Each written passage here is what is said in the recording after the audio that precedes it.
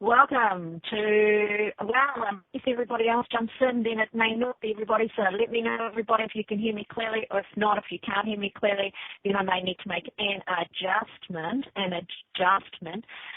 With the psychic affair, everything is full on and full go. We've got some symbols that I've gone and collected. They're ancient symbols, they're very old style. They have got use, they have got history, they have got energy. Love it to bits. You know, when we choose symbols, we choose them because we resonate with them. But in a modern world, we have so many explanations for things that the tendency is to find the meaning and then go and decide to use a symbol, if you like. That is to say, we do it with crystals as well. So many, instead of allowing ourselves to be drawn to something we may want or need, we find ourselves looking for the meaning and mentally deciding what it is that we think we need. And it makes life harder when it comes to trying to heal something, trying to evolve something, or trying to expand and grow. So it's a really interesting area for me. I do think that if we can allow ourselves to resonate with something, then find out what it means, usually from the days I've had my shop and just through life experience in general, my work experience, you find that they are exactly something that person needs, but they may not have considered it at that point, or they may not understand the implications of that energy. What is it doing? How is it affecting the rest of their life? And so what happens is two energies meet, whether it's hiya Joe, whether it's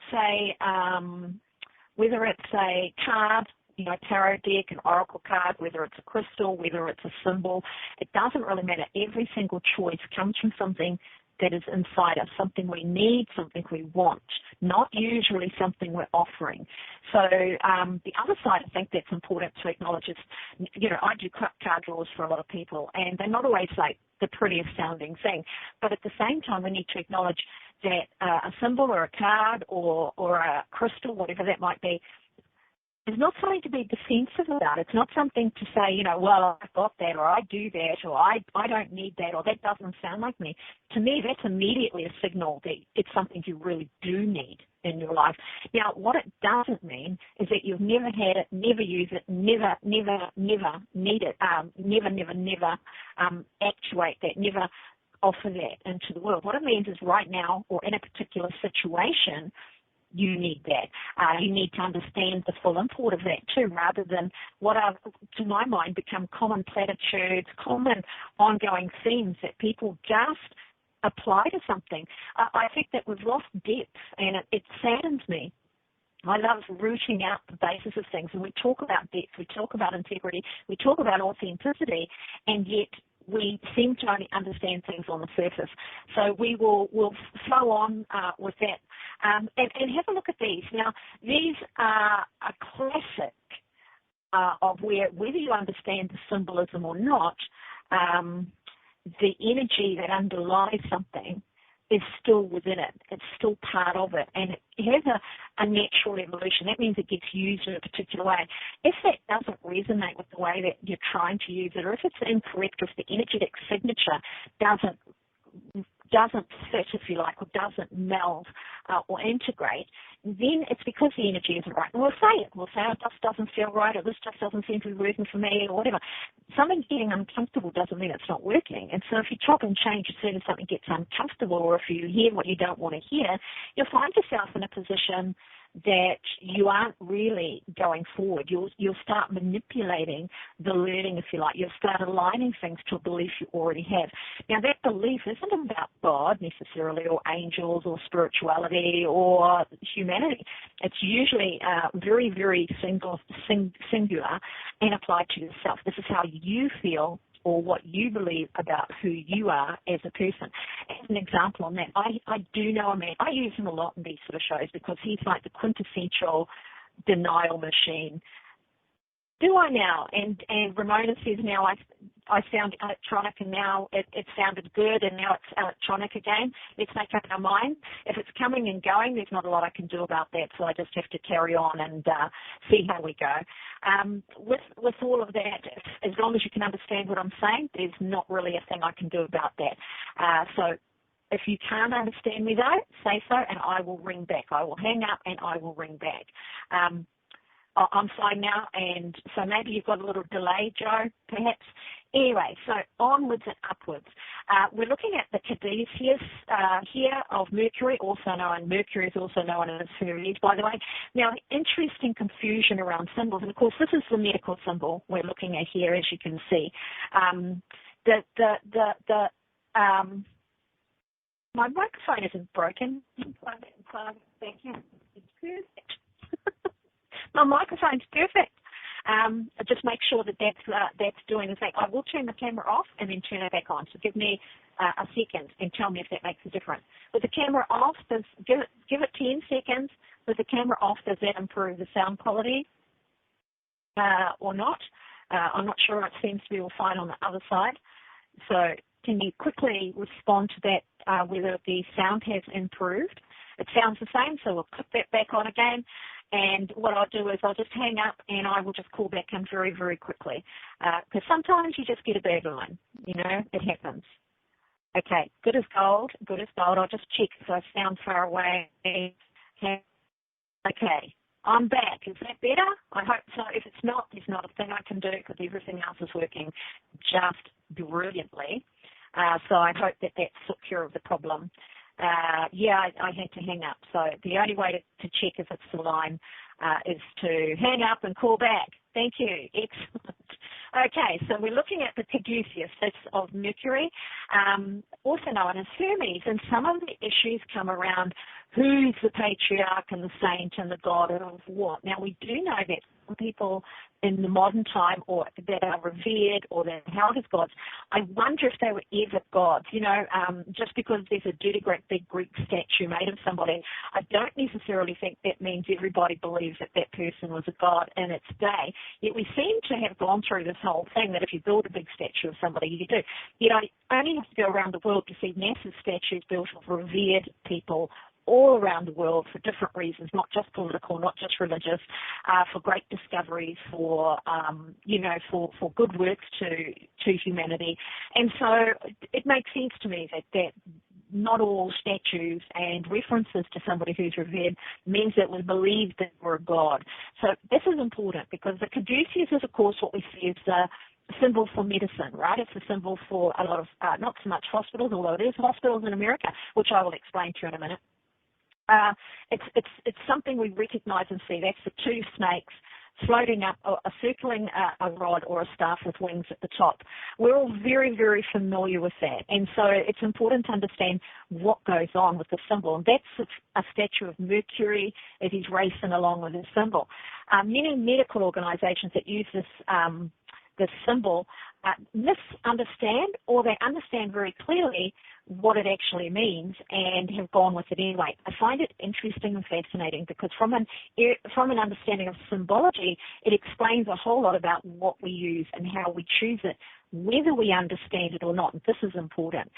So essentially, this god Hermes and his magic wand, the caduceus, is actually a messenger of the gods. He's the inventor of magical incantations, conductor of the dead, and protector of merchants and thieves. Okay? I want you to really take that on board. And thieves, because it's so important. The name of it is derived from the Greek kyriakeion, which is the herald's staff, and itself is based on the word eruko, which means to restrain or to control. Now, this is the symbol used by our general medical whatever. There's a variety, so can't say it's just hospitals. But it's interesting to see that most of the organizations using that symbol are generally either commercial or military when they use that symbol for their medical whatevers, their medicines, their medicals, their pharmaceutical companies. They use that symbol to represent medicine or medical anything, which is very, very interesting. We have that example here in New Zealand as well, and it's generally that commercial and that military. The link between the caduceus of Hermes, which is actually Mercury, and the medicine seems to have arisen in the 7th century after AD, when Hermes had come to be linked with alchemy. Now, there's a mistake in this, because although we see this and hear this, Hermes the alchemist is in fact somebody different, but I'm saying this is maybe where they got a bit confused, and regardless of being confused, it actually turns out to be very accurate. The practitioners of the Hermetic arts had nothing to do with Mercury. And Hermes, the name being applied to him, may have been much later simply to make it fit. You know what I mean? He was always Mercury, not necessarily Hermes. And then later on, he's got two other names. So as things moved out from Greece to Rome and around, these different names are applied to the same deity, if you like, to the same thing. So the words caduity and caducus imply temporality, perishableness, and senility. Are we good with that? Well, the medical profession espouses renewal, vitality, and health, but of course they don't really. So in the modern world, the medical fraternity or medical professions espouse being sick and staying sick and managing your sickness as opposed to healing your sickness, which is a basic, interesting issue. Friedlander did a survey, the man Friedlander, you can go look it up, surveyed 242 logos or insignias of American organizations, so we can't relate this to the rest of the world. So if you are in a different part of the world, don't take it personally, but it does apply to us here too. Formed an integral part of dating with the caduceus of staff, or the staff of Asclepius, which I'm going to talk about in a minute, formed an integral part of dating from the late 70s to 80s. So that's when it became common practice to use these two symbols. There are the two. The second one I'll show you here, and I'll talk about it in a minute, and you'll see that they have a slightly different meaning, but actually quite a significant different meaning, and they both front up our different parts of our medical fraternity. I say fraternity, but it shouldn't sort of be that anymore. He found that professional associations were more likely to use the staff of Asclepius, 62% of them did, while commercial organisations were more likely to use the caduceus, 76% of them do. So that is to say, in New Zealand, the New Zealand NZMA, the New Zealand Medical Association, actually uses the staff of Asclepius, and pharmaceutical companies and labelling for medicines tend to use the caduceus. So that's what we're talking about here. Things like pharmacists may use either or, but more of them will use the caduceus and those that are using the staff of Asclepius or the rod of Asclepius. Now, this is interesting because he thinks there's also in America the hospitals use, by the way, the caduceus and not the staff of Asclepius. That's quite a significant big difference to other hospitals because ours, of course, don't charge you. You've got private hospitals, of course. Our government-owned hospitals are free for everybody unless you're a foreign national. Now, they are really appropriate when you start thinking about it, but Friedlander thinks the reason the professional associations are more likely to have the caduceus is they have a real understanding of the actual two symbols. They're not using it as a symbol of healing. They're using it as a symbol that represents selling their product because it has visual impact. But in actual fact, if they know what it means, they may want to have rethought that because we've got this restraint, control, or maybe not, but also the protector of merchants and thieves. So if you think about it from that perspective, that they use it because it's visually enterprising and it represents the protection of them, their industry, etc. So really, really interesting stuff. This study was done in 1992, and of course you can look it up in the caduceus symbol in medicine, New York, Greenwood, 1992, and of course Walter J, the golden wand of medicine, and so on, the history of caduceus. So there's lots of stuff around this. The explanation for the mix-up to me comes down to one single thing, and that is the adaptation of Mercury to Hermes. And so there's that mix between the two that isn't actually real and once upon a time would not have existed. The medical, in particular, the pharmaceutical industry, is now commonly being seen to be dishonest and untrustworthy. And so it's an interesting thing that what may have been a mistake or may have been a visual requirement without looking into the depths of it has turned out to actually be a fairly true statement, that there's a lot of dishonesty, that there's a lot of hiding, covering up, that kind of thing. Hermes Trismegistus, so I'll say that again, I'll try and say it properly. Hermes Trismegistus, no, that's not going to work, Trismegistus. Oh my gosh, so Hermes Trismegistus was the real Hermes. He was known to be quite possibly one of the most important figures in alchemy. He's considered today to be the grandfather or the father of alchemy. And this is a statue of him here. He was well known in his day. He's well known now. And his symbol is, of course, the single snake on the rod. Now, there's a horrible story as to how that could become the case, which I will mention. So not for the faint-hearted. It is medical. But we go back to Hermes, and he was the mathematician who taught Pythagoras, whose mathematics was evolutionary. He wrote an almanac called the Corpus Hermeticum. The teachings clearly set out the nature of alchemy, and Hermes' writings also recorded accurate scientific observations, which today have been proven out to be correct, such as the polarity of objects, which is magnetism, and the principle of cause and effect. While he definitely is not the first, he is the first to possibly show that the power of mathematics and the structure of life and the principles of health are all one and the same thing, which I think is pretty incredible. He also follows the principle that can explore that the eye and experience, what you read, what you hear, cannot teach you. So the rod of Asclepius is the professional, what most professional and patient-centered organisations use. In fact, most medical associations around the world, including the World Health Organization, the WHO, of which I'm a member, go be a member, they use the correct and traditional symbol of medicine that starts with Asclepius with a single circle, blah, blah, blah. Basically, it's a rough-hewn, knotty tree limb. And Asclepius himself was an ancient Greek physician who was deified as the god of medicine. So he was made, if it was today, he would maybe be made a saint, I suppose. Back then he was made a god because a god is the supreme. It's the master. It's not quite what we think it is today, or not quite what we were putting it in. So we apply our understanding today to a whole pile of people a few thousand years ago who saw things quite differently, who had a different language and a different way of describing these things. And so the interpretation needs to take our belief off the table so we understand where they were coming from. He's traditionally depicted as a bearded man wearing a robe that leaves his chest uncovered, holding a staff with a sacred single serpent coiled around it. There's the example in the picture right there. Now, it symbolizes renewal of youth as the serpent casts off its skin. That's why there's the serpent, but also there's a little bit more that goes on here.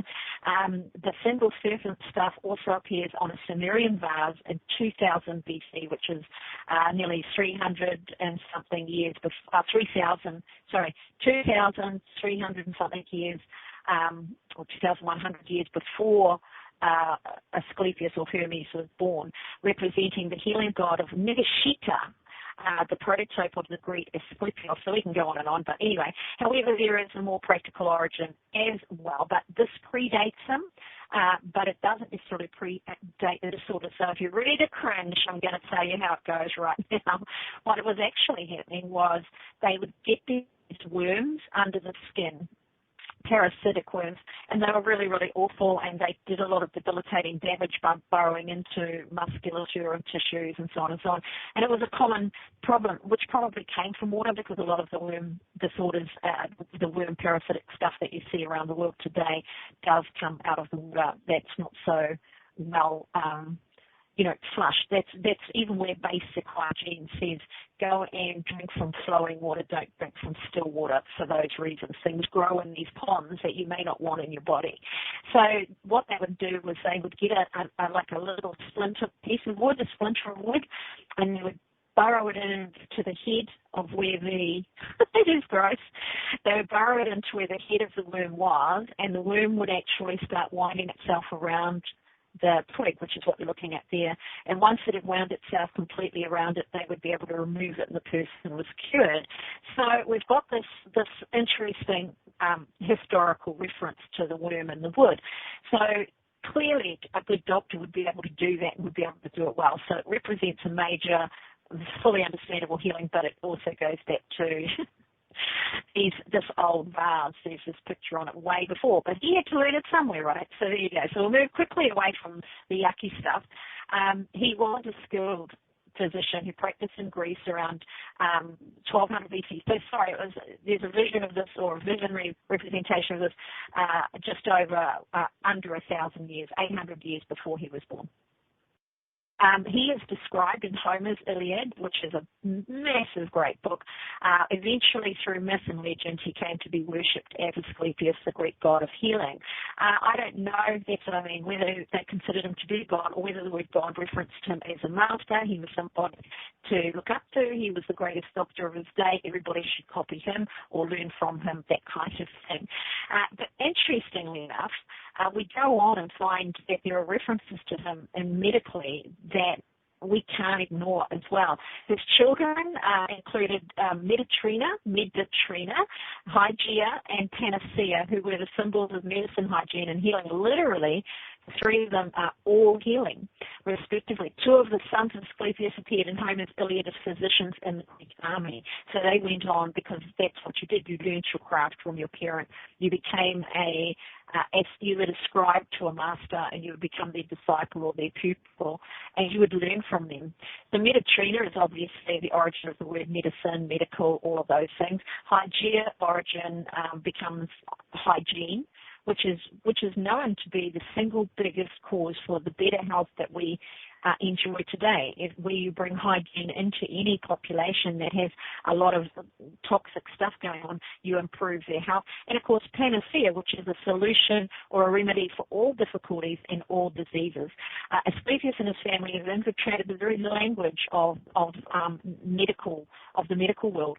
And so that energy, and this is what we're talking about with symbols, that energy is alive and it evolves, whether you understand it or not. Now, I'm going to show you some symbols, so if you are listening, and I know you are, over on the BTR side of things, you can pile on through it as quickly as you can. I've got a link there, and I've got a link in the description.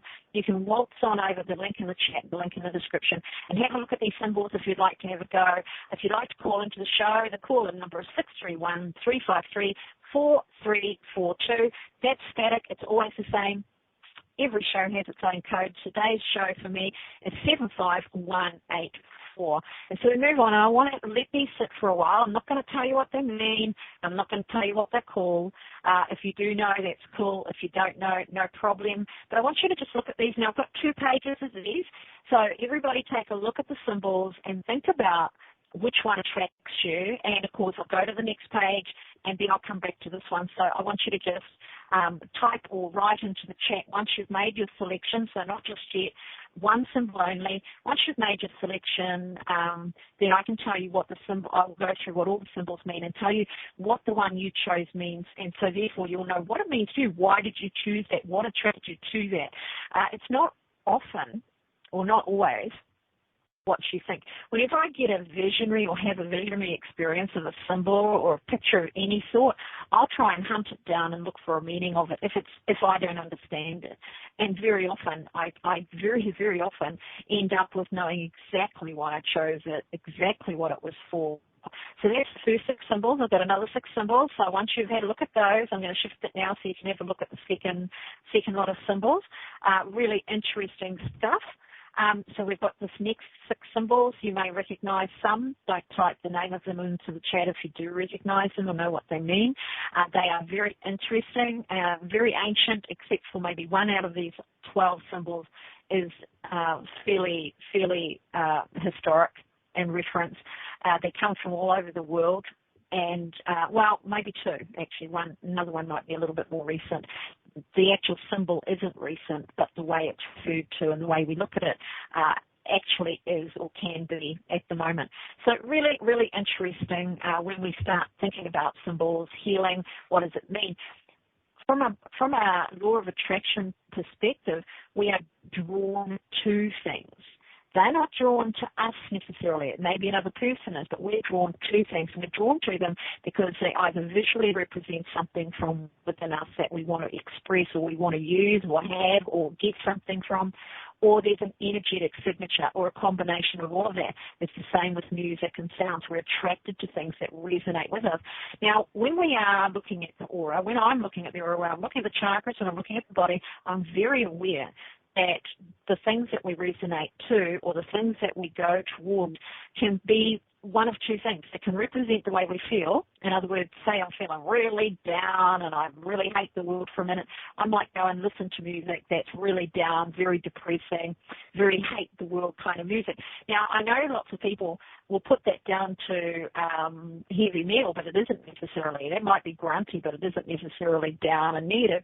But for me, I always think of country and western music, which is, don't give me another song about people leaving me and feeling suicidal, please, So whatever that might be for you, you might go and listen to it. If you're feeling down and you're feeling depressed, you might go and choose your darkest clothes.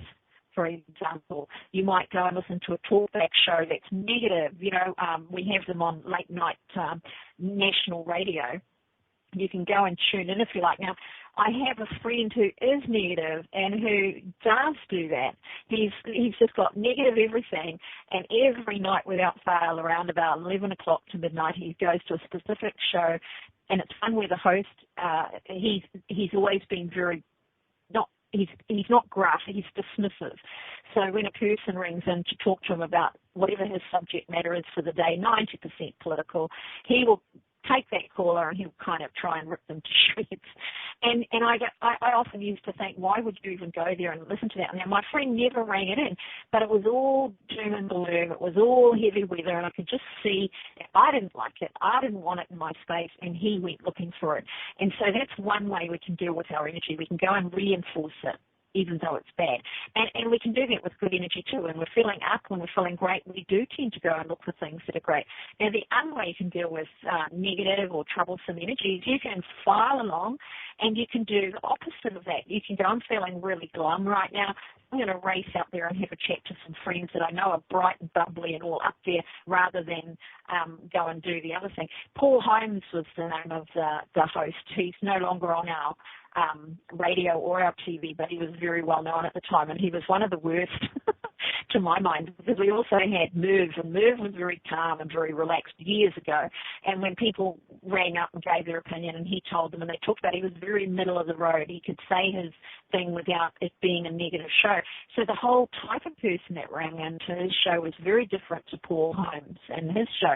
So that's just two ways we deal with that sort of thing, and we attract energy, or we go looking for what we're attracted to, more to the point. And so you can choose to feel blue and decide to wear the orange T-shirt, or to wear the bright blue T-shirt, or to wear something that's got flowers on it, or to put something sparkly on your face, whichever it might be. Put the makeup on to make yourself feel better. I've got another friend, a very dear friend, she's getting on a bit now, but she would go into meetings if she felt really insecure about herself. She would put on a wig. She had two wigs. They looked like wigs, but they were very, very trendy looking. And I used to think that was marvelous, and that was her way of boosting herself. So we can choose to complement our strengths, or we can choose to reinforce our weaknesses, and that's the best way that I can put that. So has everybody chosen a symbol? I'll go back to the first lot now. I'm just really covering time so that you can have a look at these symbols and you can decide what you might want. And so just type a yes, or type the number of your symbol is probably even better. Type the number of your symbol into the chat, and then once I've got a few there, then I'll go on and I'll give the meanings. Now, for those listening in the recording later, and I know I've got a few that are going to do that, do the same thing. Use this time to choose one of the symbols. You can, in the archives, in the recording on demand episode, you can click backwards and forwards at will between the two slideshows. You have to choose two, do you? Choose one. Pick one, not two, pick one. I'm going through all the meanings anyway, so one will be secondary. Pick one off either page, okay? So I'll go back there because you've got one on one page and one on another. So I'll go back here so you can have a look and decide which one of those two you really, really want. Now, they are on two different pages. So if you are listening to the recording, if you are listening and you haven't got the visuals, pop on over to www.IntuiTalks.com. Look up the show of Psychic Affair Healing Symbols in the archives on my show page, and you will actually see that once you load the show, you can just click straight on these symbol pages and you can choose one of these symbols. And if you do it right now before you carry on listening, then you get that true benefit that comes from that. That's all good. So you've got that in there. What about you, Dolores and Joe? Are you going to choose a symbol? Once you've got that in your mind and out there, the only reason I say put it out there is we don't want you changing your mind. We don't want you changing your mind later. We can't have that now, can we? So let's have a look at what we've got going on there. All right, well, that's as much filling in as I can do. So if you haven't chosen yet, too bad. Now, the first symbol is really interesting because I know a lot of people will look at the word abracadabra and think that it is something other than what it is.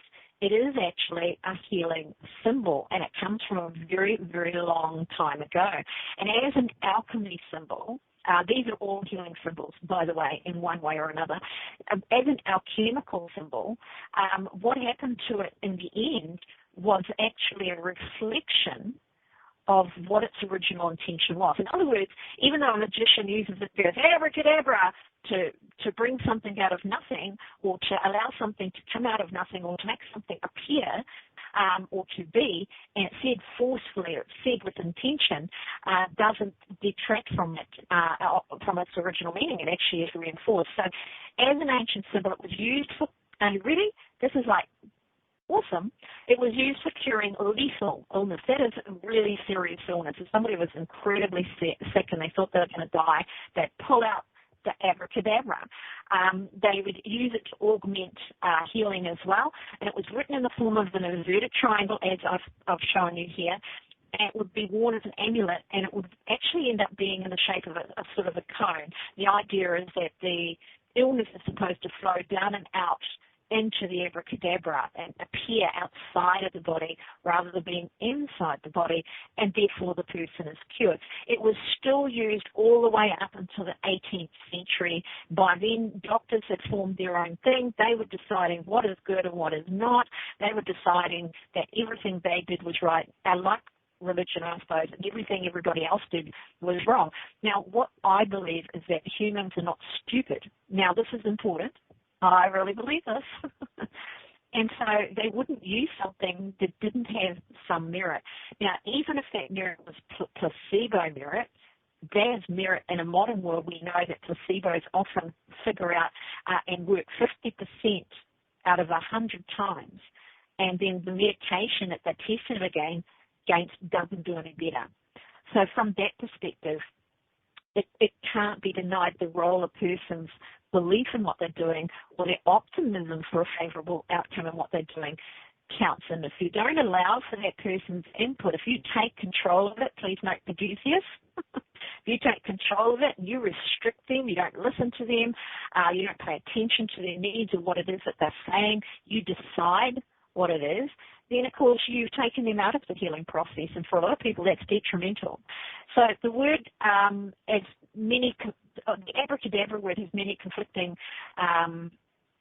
interpretations, and I really think that's because it's not meant to be perhaps a word as such or two words as such. It's a combination of sounds. And again, in the modern world, we're very aware of sound healing, and in the Eastern countries, they still use sound healing. Using tones and toning is a very common thing. Meditation and chanting is used to heal. Matsuro Emoto, with his water experience, found that by chanting a healing prayer over and over and over a dam, the construction and structure of water changed.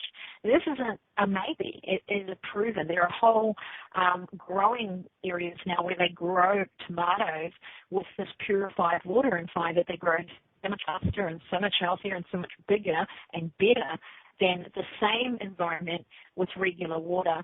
It's a fascinating truth. So we can look at this and go, okay, so there is something to it regardless.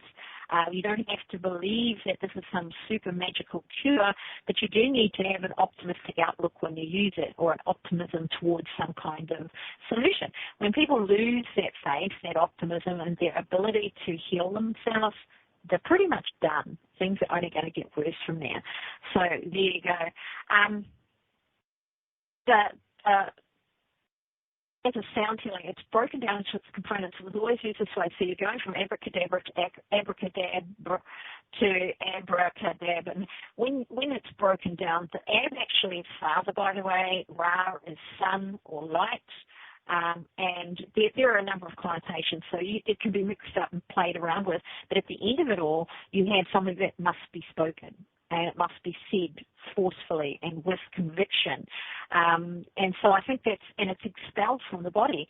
So I just think it's an amazing symbol. So anybody that chooses abracadabra has chosen it to find that creativity, to push something outside of themselves, something that may be toxic physically, maybe toxic mentally or emotionally. They may want to manifest creatively something new for themselves and in their world. The second one is the jungle crow, and it's actually a Japanese symbol called Yatagarasu. Okay, I probably said that incorrectly for anybody that's Japanese or speaks Japanese, but there you go, which means the 8-span crow. And the appearance of the great bird is construed as evidence. So this is your B, Ramona.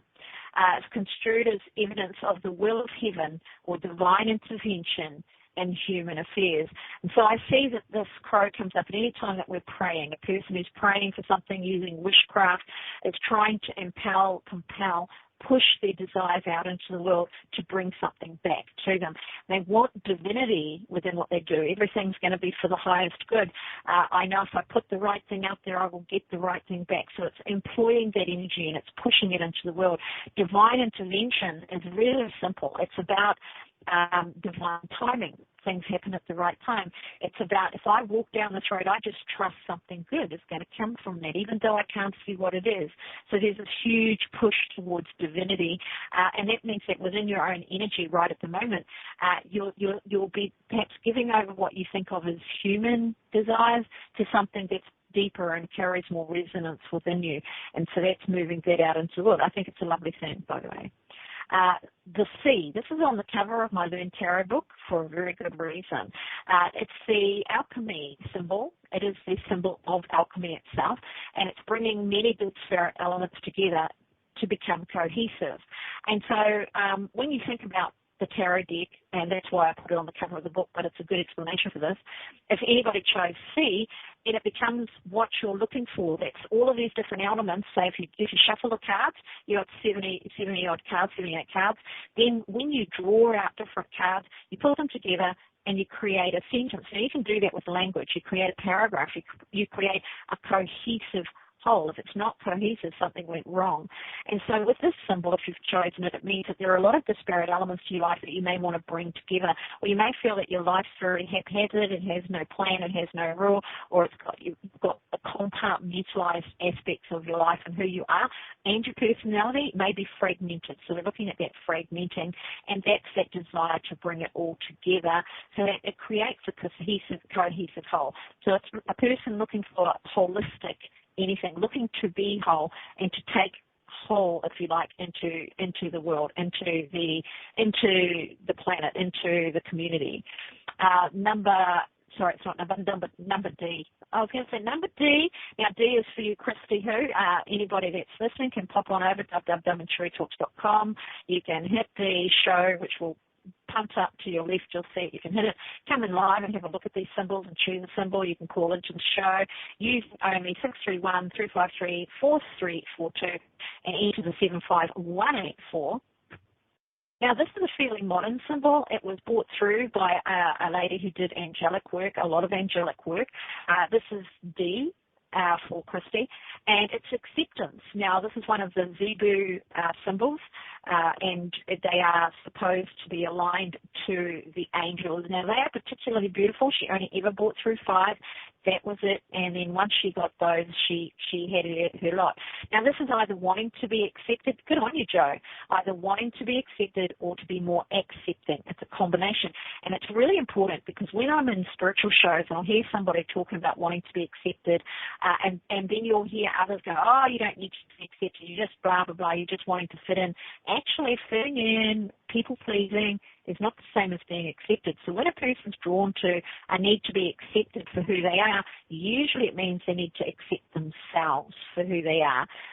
Then the world will accept their foibles, their eccentricities, their differences.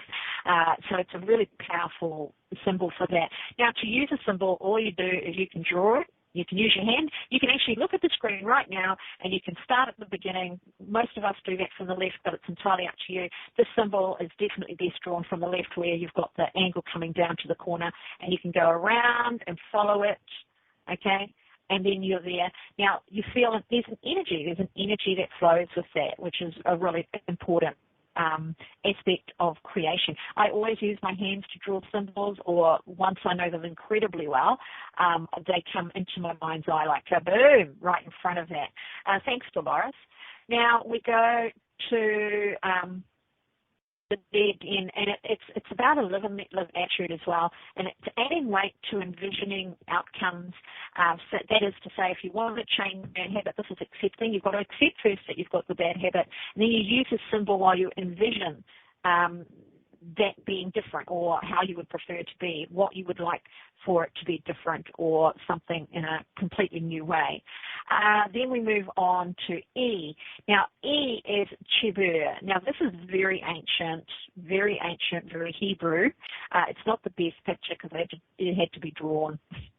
But this is connection to self, connection to God, to any singular other. That is not connection to the world at large, but it does include making spiritual connections. So this symbol, anybody that chooses E, is looking to make a connection with another being, another human, a master, an angel, anything you like, God, even yourself. If you feel that there's parts of yourself you don't understand, you can connect to that part so you get a greater understanding of it.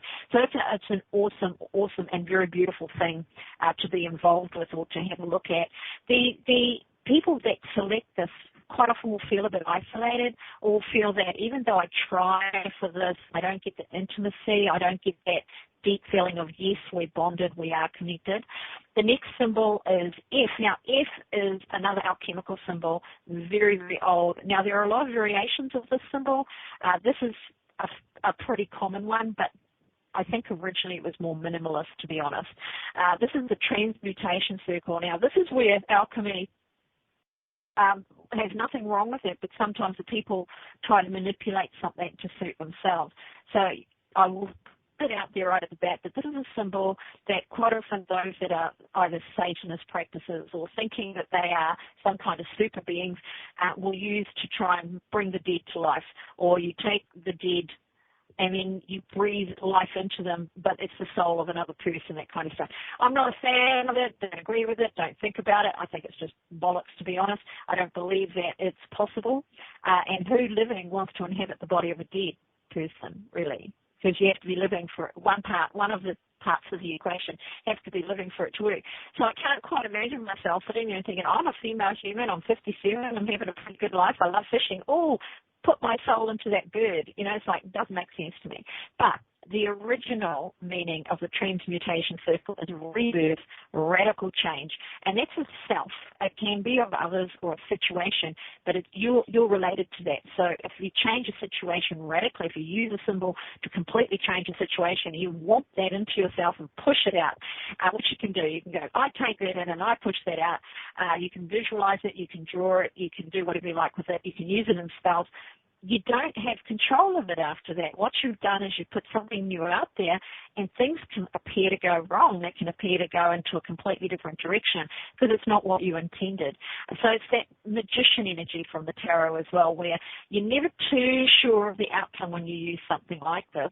But if you use it, it means you are looking for some rebirth type change. You are looking for some amazing transmutation, which is not quite the same as transformation, which is the death card.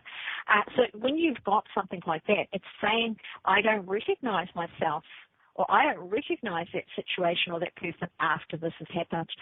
So it can happen in different ways. And sometimes there's a period of time where it's a little bit unpalatable while things process their way out. Things can come to a head, you know what I mean? Things can all seem to turn to mush for a minute while things are being broken down so that you can have a rebirth. You can't have a rebirth and leave everything in place. So it's the action of changing the state of being, your inner being, and being changed into another form, as opposed to putting the soul of the living into the dead and bringing the dead to life. Then we move on. We've got G, which is Metatron's cube, and so many people are very well aware of Metatron's cube, but the energy of it when you're drawn to it is the word synergy and structure. The interaction of cooperation of two or more organizations, substances, or other agents to produce a combined effect greater than the sum total of its parts. And that's essentially what the sacred geometry is about, the Metatron's cube. From that one thing, with every line in place, by the way, everything on the planet is created, is built. Every shape in there, the platonic solids, you will find these shapes reiterated throughout spirituality, through sacred geometry, again and again and again. And when you break it right on down, you'll find that you, as a physical being, are made of this. The earth is, the plants are. And so that makes this a powerful symbol if you want to use it. Most people look upon Metatron's cube as an interesting quirk of mathematics. We're an interesting quirk of mathematics. That's the fantastic thing about it. So it means synergy in a nutshell. So people who choose the Metatron's cube are looking for that level of cooperation. They may be conflicted. Things may not go from its foundation to its complete build structure. It may not develop properly. It may not ripen correctly. It may not evolve the right way. So it's a bit like if you don't have all of those right components there, you're creating something that's hybridized or completely different to what your intention was. And anybody who's looking for this may have done that. They may have thought, right, well, my intention is to go out and have a nice home, have a nice marriage, have a nice car, live a good life, and I've ended up with divorce, with a terrible mortgage and conflict over a property and so on and so on and so on. So the manifestation wasn't true to the structure or the idea, or the structure wasn't there to take it through. This could be likened to the outflow of the tower in the tarot, where everything breaks down because the foundations are not firm, they're not shored up, they're not maintained in the way that they need to be. And then we go to H. Now, if you chose this is a Merkaba star. I don't know how many of you have seen it. It's something that I looked into a very long time ago. It comes from a connection with the original Melchizedek, and it's intriguing because the symbol alone is an abstract rendering of one of Ezekiel's visions, essentially, or a part of it. You place yourself inside the star, this is how you use it, inside the star by drawing, and then you start drawing what are called the 19 breaths. The 19 breaths take you to another place, another space. They move you to a different dimension. So dimensional realities are, Jay, it's pretty, isn't it? Dimensional realities are completely fudged with Merkaba star. Now, I did do this meditation, and so it's 18 breaths, okay, and they are really long-held breaths, so it takes a long time to learn how to do this. And so I'm pretty sure that there are monastic traditions, that there are secret traditions that reference this kind of breath technique. And we know that there are, that yoga, a lot of Eastern traditions follow this technique, and it all comes from the original Melchizedek, but we'll let that sit for the minute. More modernly, it was brought in by Drunvalo, Melchizedek, who took Melchizedek's name. So he's following Melchizedek. He's got him in a nutshell. I love Melchizedek, and I will do these amazing people at some point. But the next show, not the next show, but the next series that I'm doing on the Late Show is going to be, and is already set up, is Voices from the Past, which is about amazing documents that have been discovered and their relevance to us and the information that we find from them, which is fantastic. Starting with the Dead Sea Scrolls, it's a few weeks away, but do keep your eye open for it, or click follow on my show page to get notified of these shows. So the Merkaba star, if you're still alive after the 18th breath, and I always laugh about that because it is really hard to learn, and I think, well, okay, one way to transcend dimensions is to die, right? It's like, not quite what I was planning. And if you get to the 18th breath, then you take the 19th, and on the 19th breath, you are transformed. That means you can now talk to angels, walk the earth, you can commune with spirit, you can do whatever you like because you have moved into a different connection and you're open then to all of these amazing experiences. I think a lot of us can do that without necessarily these amazing breath techniques, but that's what most of them are designed to do, to take you to a different or altered state of mind. But this is a particularly hard one, I've got to say. It takes you into the ethers where you're able to commune with those who are really not necessarily among us, and you can gain information, you can gain learning, you can gain whatever you need directly. There's no language required per se. I know when I used to do this sort of thing, I used to come out of one of these sessions and I would just be for days, and then I'd find information coming out of my mouth for months. And I know I got it from there, but it's like a decompression is the best way I can describe that the information, and computers describe it beautifully, that it comes in sort of like a zipped folder, and then once you've decompressed that folder, the files are then available to them, and then you work your way through them. But it's not a conscious working, it's an outflow, so suddenly you say the words and you know where you got them from. Very interesting stuff. So anyway, so that's the Merkaba. If you're seeking that, and you are seeking that knowledge and understanding, that altered dimensional or multi-dimensional reality, and wanting it to have a role in your life. Now, the I is Tau. Now, this is old, man. It's part of the Greek alphabet, and so it gets ignored a bit. But what we miss is the Greek alphabet isn't like a letter as we apply A today. It's just a sound. It's a sound. It's got a phonetic reality. You pop it in the right place, and it helps you to develop a complete sound or a word, right? So it's a breakdown all on its own. But it has no other connotation. It has no other meaning. Tau is the symbol of the Greek alphabet. Is very beautiful, like the symbols of were and are. But like the letters of all of the Greek alphabet, each one carried a meaning. It was deep, it was refined, it was spiritual, and that's infused everywhere that it's used. And when you think about that, a very simple four-letter word can become very complex in meaning. I like the Thai language for that. You know, they've got a whole ton of alphabet letters, 126 or something, and they're reducing them down now. They're just cutting it away. Get rid of these because it's too hard to write. They write without punctuation. They write without capitalization. They write without inflection. And everything that gets written is just like a stream of letters put together, and that leaves the reader as the interpreter. So they choose where to put the commas, where to put the stops, and they seem to instinctively know how to do that because they've been doing that forever. And it's fascinating, whereas we can't make our way through a sentence without a comma telling us that we've got to take a breath. Because we should take a breath here, right? And a full stop saying that's the end of that sentence. If I don't put the full stop there, then you will misunderstand and you will add other bits over here.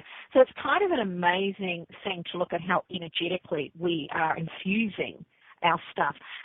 Thank you so much, Joe.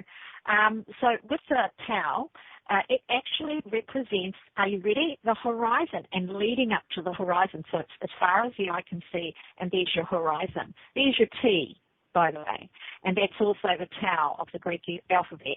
That's not my take on it, it's actually what it means, and I just think that's just lovely. So everywhere you use the T, you're looking at this horizon, you're looking at this distance, this view into the distance. So it's quite an amazing thing. She knows my word. Awesome. So it's an amazing thing to see this infused. It represents life. It represents resurrection.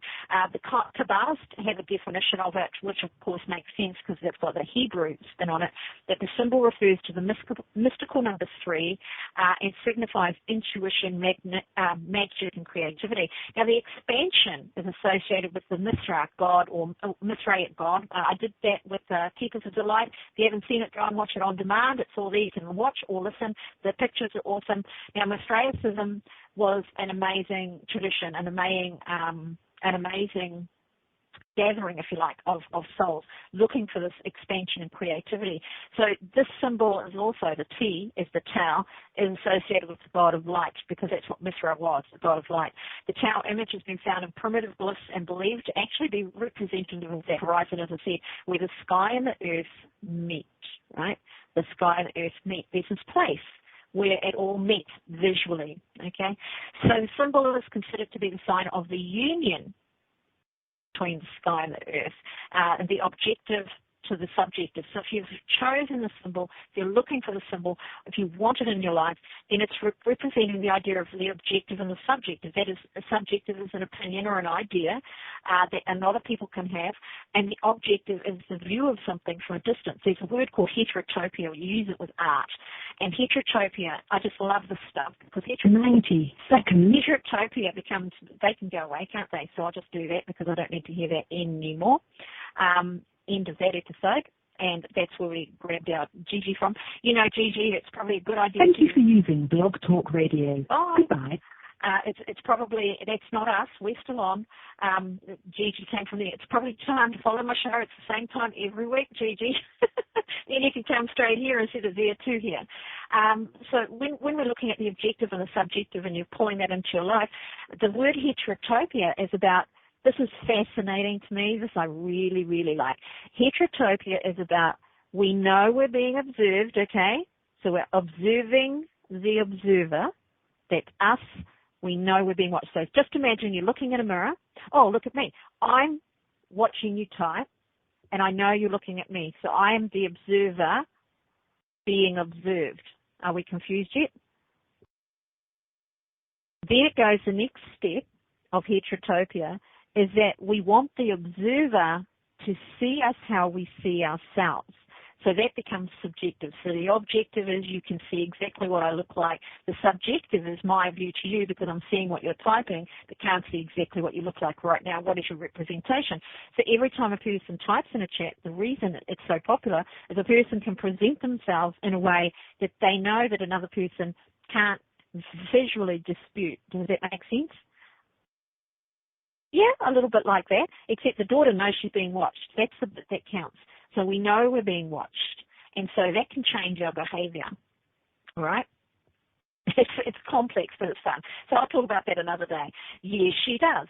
So we know we're being watched, and we know that the observer knows that I know. So it's one of those, I know, you know. The observer knows that the observee knows that they're being watched. You follow that? So I know that you know that I know that you know. No, I know that you know that I know. Is that right? Did I just confuse everybody? Did I just go, wow, drive you all absolutely nothing? Okay, so it's kind of good fun. You got it, woohoo! Now we know that I know that you know. Exactly. I thought, oh gosh, this could go horribly wrong. So that's what Tao represents, and it represents that union. Please note, it doesn't have to be conflict, the objective and the subjective. So my opinion versus my reality, or my opinion of who I am versus how you see me. When those two things are the same, then I am now full of integrity. I am full of autonomy over myself. I am actually in more control without even knowing it or caring about it. We are on the same page. Okay, so we move on to J. Now, J, this is for Joe. J for Joe, is it? Was that funny? I'm sorry. J is K. No, it's not. J is K. Yes, it is. This is called Kanda. Okay, K-H-A-N-D-A. K-H-A-N-D-A. It could be Kanda, but I'm not sure. It gets its name from the unique twin-edged sword. That's what's on the outside. So there's one sword. See, it goes here, and it's got the twin-edged swords, got one on each side there. So it's a double-bladed sword. You know, and we say that, and when you think about our language, and I do think about this a lot, we've got these common sayings, and we never think about where they come from. It's a double-edged sword, right? And we know that it can cut both ways, that kind of thing. Here's your Kanda right there. The sword is actually called the Kanda. It represents the divine power that controls life and death and dictates the destiny of all creation. This is your karma symbol if you want to have one. This is it right there. This is your judgment symbol from the tarot, the judgment card, whereas what you seek, what you sow, so shall you reap. I know I said that wrong, but, you know, we're there. The right edge is indicative of authority and freedom, which are governed by spiritual and moral values. That's the right edge. Now, the left edge stands for divine justice that chastises and penalizes the evil tyrant within us, or the evil tyrants. In totality, the sword symbolizes cleaving the truth from all falsehood. there's that bubble, right, around falsehood. Oh, within it, we live in a bubble. We won't acknowledge reality. We won't acknowledge truth. It also signifies the disintegration of vanity, false pride, and the destruction of inequalities, but not inequality, totally different thing. Inequality is universal. Inequalities are looking for imbalance, right? Inequalities is imbalance, not, she's got more rights than I've got. So I thought I wanted to define that so that we don't go jumping all over the place. Now, with the candor, it's a symbol for those who are seekers of the truth, who want to cut to the chase, who want to cut through the pride, but they don't want to do it in a way that's about other people. It's not like, I just want everybody to see the truth about John T. or Obama or the CIA or whatever. New Zealand does have a secret service, by the way, NZSS, SSA, something like that. When we've got that going on, I don't care about that. That's got nothing to do with me. I'm not interested. So we come, totally. You totally agree too. It's called, abbreviating language. So what we're looking at with the candor here, if you've chosen the candor, if it's interesting to you, is that you want to get to the truth of anything, including yourself. And that's a hard road to hoe, because when you're getting to the truth of yourself, there's always going to be this cringe moment, and it's the level of self-honesty that is phenomenal, and I've practiced it a lot, where what you're looking at is you're looking at it even if you don't like it. You're not sitting there and going, I am not that person, or even if you start there, you'll keep digging and digging and cutting and cutting and cutting until you see it. And then the day will come when you go, oh, yes, I have been doing that. In a situation, if you've been manipulative or if you're talking behind people's back, there'll be a moment if you're using this symbol where you will go, I am doing that too. Oops, time to stop.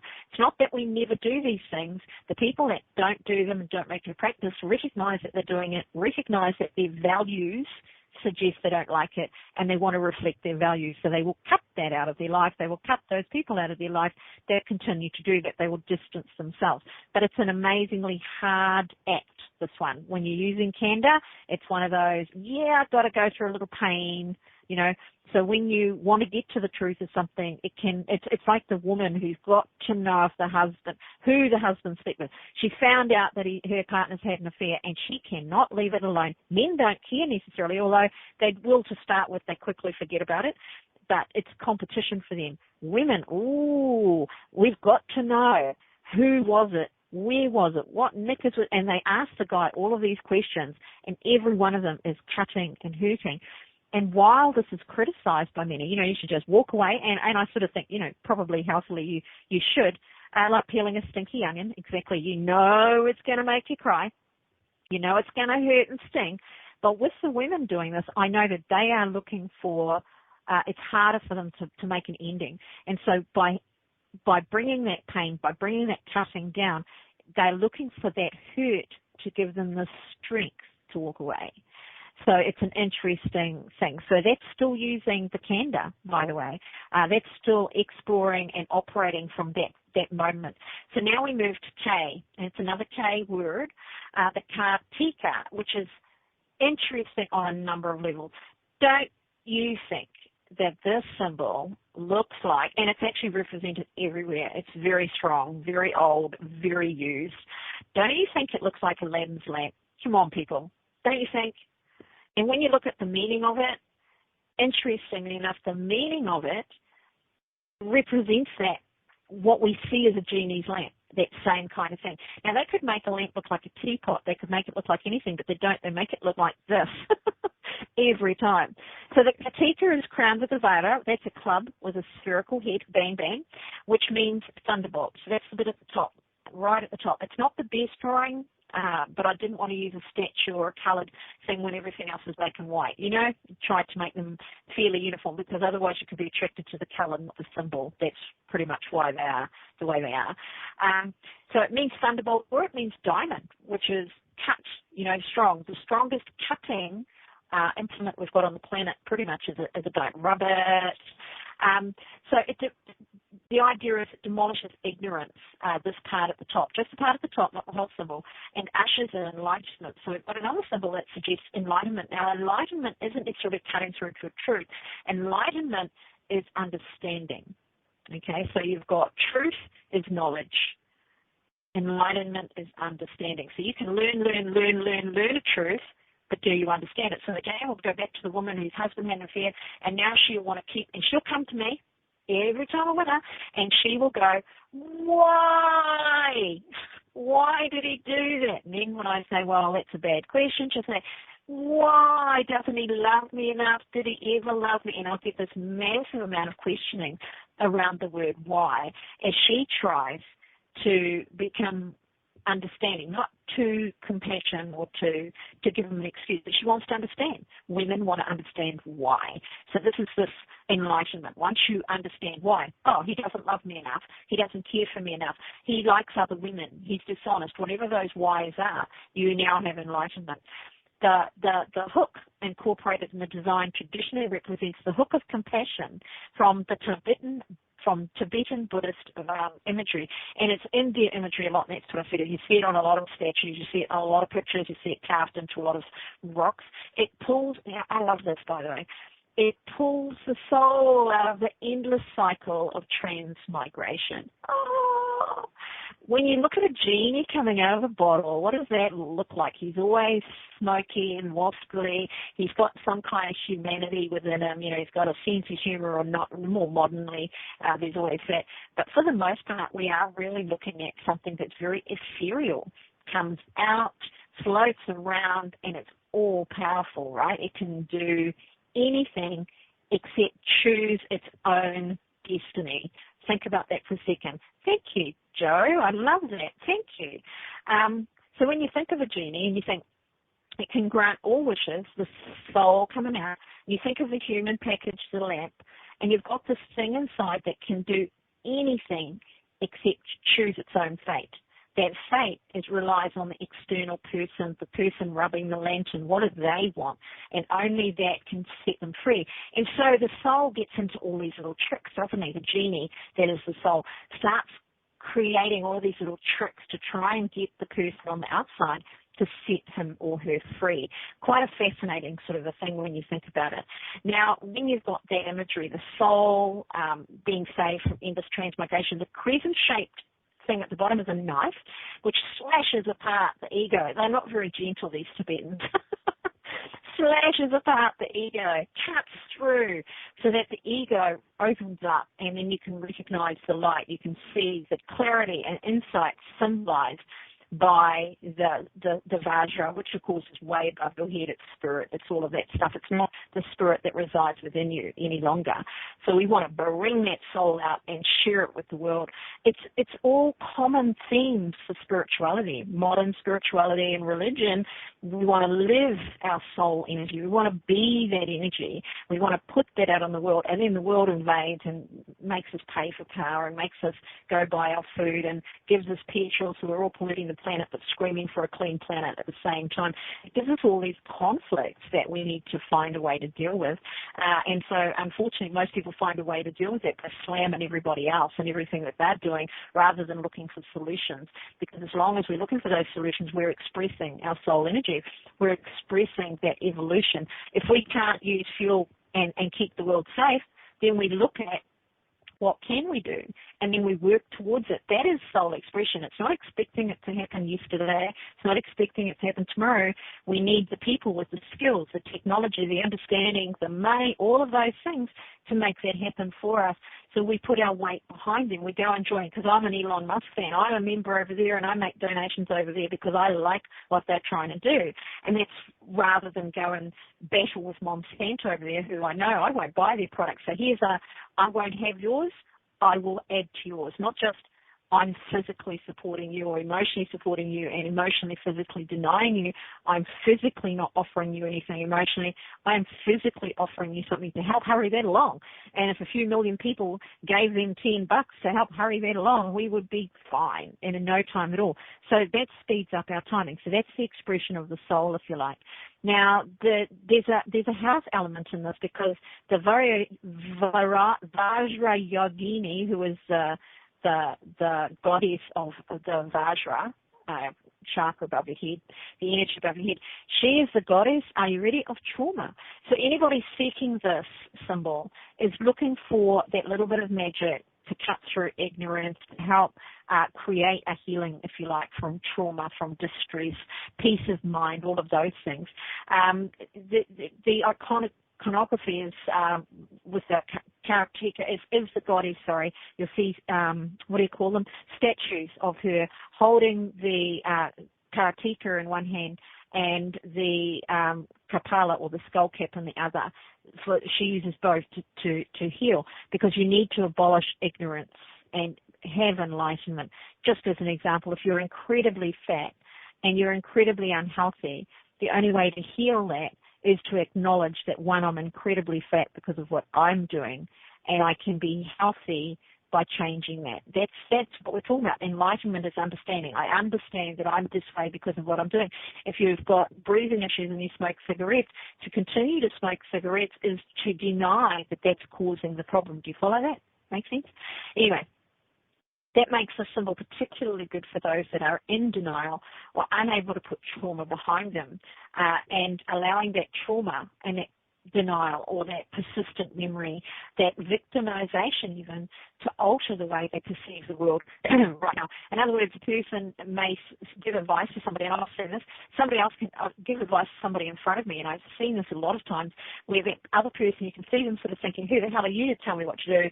And then they'll say to me, did you hear that? And I'll say, well, they weren't telling you what to do. They were giving you advice because they knew how to do that. And that person's offended, and they're offended because they're in denial that they have any control over the fact that this isn't working or whatever. There's got to be somebody else to blame. I even had a woman say to me many years ago, I was having horrible relationship issues, and she turned around one day and she said, what am I doing wrong? What needs to change? And I said, well, you need to change. You need to do this differently. And even though she started with the question, what am I doing wrong, she didn't think she was doing anything wrong. Cheers, I am running over, so sorry about that. I've got one more to go. Love you right back. We've got the L. Now, the L, this symbol here, if you chose it, is for arsenic. Now, as a symbol for arsenic is quite an incredible thing, because you might say, why would she put that symbol there for arsenic? Well, there's a reason for it. In ancient alchemical rituals, arsenic was used for both medicinal and magical cures. So let's go there. The two cures, and I know I've run well over, so sorry guys, 15 minutes over. This is the last one, and then I'll talk to you, Ramona, about what you chose, because we might need a little laugh or something. So anyway, medicine and magical cures. Please note the two words there, magical cures. And as well as arsenic was used to bring about a trance-like state for enlightenment purposes. So it was used to get an altered state of mind. Really quite an amazing thing, because now we think of arsenic only in its destructive element, but that actually isn't the original arsenic. Now, we all know you get arsenic in food. It occurs naturally in nearly everything that we have. So to glean enough of that they could use it alchemically probably meant there was never enough to really do permanent damage. The symbol, this is the modern alchemical symbol. It arises from that a more modern thing. It was 13th century alchemist, Albert Magnus, who created what they call metallic arsenic. And that's the one that kills you, kaboom, gone, okay? Just so as we know. It's a man-made product. Woo-hoo! Arsenic occurs naturally. If you eat lettuce, it's got arsenic in it, just so as you know. It's not just the only food with arsenic in it, just most common. We eat lots of it. We don't get sick from it. It's considered to be good for us, and so on and so on and so on. So we go back now to Magnus, and the symbol which is here comes from him, because they changed the symbol, which was, are you ready? It was originally the swan, was the alchemical symbol. So we delineate now, we go, there are two types of arsenic in the world. And one arsenic is still used, by the way, to do things. It's not really taken internally or used the way it was once upon a time. So they changed the symbol from the swan to this. Now, alchemists still use the swan symbol, so that we're clear, and scientists use the symbol. But it has transformative effects. Now, this is why they used it. And they have the symbol of the swan, because arsenic was not just a poison, but it was, even when it was used in a toxic way, it was an evolutionary status. That is to say, you used arsenic to take something from being not so good to being great. So it's transformative, and there is your transformation. they, for example, would use it to whiten copper or do things with it. So there's alchemical recipes written by Mystica or Physica a Mystica, I pronounced that wrong. The earliest known text on alchemy at all is using arsenic in a way to create something. When it is used, it's very often something will turn arsenic or toxic before it becomes good. So for those wanting to transform, if you've chosen number this L, this is a period where everything we think comes under attack. So as we are transforming, suddenly we feel ugly, we feel awful, our life is horrible. Now this is true in any situation. If you give up smoking, if you give up drinking, if you change your diet, you don't feel good for a while, but the results are a massive improvement on how you felt to start with. So we've got this symbol for those people that are trying to undergo a transformation that has a cost, and it can be an emotional cost. That very often to get rid of something, strength that's an emotional crutch, leaves you in a responsible position that you've never wanted before, those kind of things. So there's this period of ugliness that comes out of that transformation. It would have been present in the original manifestation, but you really feel it when you're transforming. You come under your own eye of scrutiny. You come under scrutiny in your behaviors. If you want to transform who you are as a person, every time you behave badly or in a way that now doesn't meet your values, you find yourself in a position where you are not so happy with who you are, and you recognize that you're doing that. So this is what this is for. The symbol is that covers that area between toxicity and cure, where, there's that moment where you're not so sure. I know many a person who's quit smoking, who started again saying, because I felt so bad, because I got so angry, my husband yelled at me or my wife yelled at me, yeah, just go and take a cigarette, please just have a cigarette. Terrible things to hear, but it's because they can't cope with the transition. And the transition, fortunately, is only short-lived, but you can make a long-term decision. And that's the other thing I'd like to bring up. We quite often hear people that don't make a decision now that is a response to a short-term situation that may have a long-term consequence. Everything needs to be balanced, so it's a very good symbol for those purposes. Now I'm going to go and get Ramona's symbol, and then we'll be winding up the show. Now, where did you get your symbol, Ramona? Where did you find it? You'll be surprised when you look at this, maybe, unless you already knew. You got it on Google. The picture's not there. It should be there, but I can't see it. Hang on, let's go see why not. Can you see it? Is it just me? It's a JPEG, because I had to go and get another one. Oh, maybe it's not. It's a PNG. Sorry, I'll go get it. I got another one because your one was, it's got a name for it up there. Your one was a PNG. So for anybody that wants to give me photos, it's come in a bit too late for me to put it on my slideshow, which would have been just fine. There it is. There you go. No, now I know. I remember. It's PNG files. Don't show up on the thing. And it came a bit late for me to put it on the slideshow. I was already uploading the slideshow. Here it is anyway. Good. So this is the symbol for Leo. Did you know that? Did you know that? Yes or no?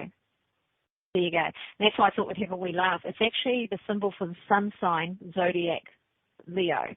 So if you chose this, I don't know if you are a Leo or not, but it means that you would be looking for those attributes because it carries centuries of history within the symbol. The attributes of hospitality, generosity, the attributes of being very friendly, popular, all of the things the Leo likes. So the Leo has got a little bit of vanity in there, but the vanity isn't overwhelming. It can be, but usually it isn't overwhelming. They want to be seen as caring, kind, generous people. And so if you radiate to that sign, these are traits. If you drew it in a tarot deck and it had a Leo significance, then I would always say that these are traits that you want to experience, that you want to share in the world right now, that you want to share your generosity, you want to feel the love. They're very much into the word love, being loved, sharing love, giving love, taking love, all of it, the whole thing. There's a little bit of laziness in the Leo, so you may find yourself feeling a little bit on the lazy side, or you want to be able to relax. You may want to chill out. You may not want to be running around all the time, so you may want to be able to put your feet up and not worry that you're doing that, or lie in the bath for an hour and not feel bad or guilty for doing that if you follow. So those are all Leo's attributes. And with those attributes and your attraction to this symbol, it also means that you are quite likely to be attracted to Leos as things stand, or a Leo, or there may be Leos around you. If you start looking around, you might suddenly realize in a week or two or a month's time that you've got all these Leos around you, and all of a sudden you radiate. And actually I found that in my life, that I go through periods of life where I have a lot of Cancerians around me, and then I'll go through another period of my life where I have a lot of Virgos around me, and it's kind of an interesting thing. I shift around a lot, I move into different environments, and it's quite interesting to note where these people are, that they tend to be related to their environment. They're all still there, but I'm not necessarily. So that's kind of cool. So that's our show for today. I hope you enjoyed that, Nate. Next week on A Psychic Affair, 9:30 p.m. Eastern Standard Time, www.IntuiTalks.com. Look up A Psychic Affair, and you can click follow on my page there, or you can go to the show guide. There's a calendar there. Click upcoming shows or show guide. You can click on the show that's coming up, and you can get a notification. You can get a reminder by clicking that, which is absolutely fantastic. Now, next week's show is all about the fun. I need people for that show. It will be awesome. So we will be looking at the last thing you bought, and I decided to add of significance, right? So if you bought a bag, if you bought a T-shirt, whatever, potatoes probably don't count, the groceries don't count, unless what you bought was unusual, something you don't normally buy. And I want you to either get a photograph of that or come into the chat and tell me what that was, and I will tell you why you bought it. Now, I had a purchase yesterday, which I think is the bomb. I think it's fantastic. I will be showing that, and you can all tell me why you think I chose it. So it's not why you bought it, sorry, but why you chose it. So thank you very much for coming, and we will catch you next week, 9:30 EST on A Psychic Affair. Ciao for now.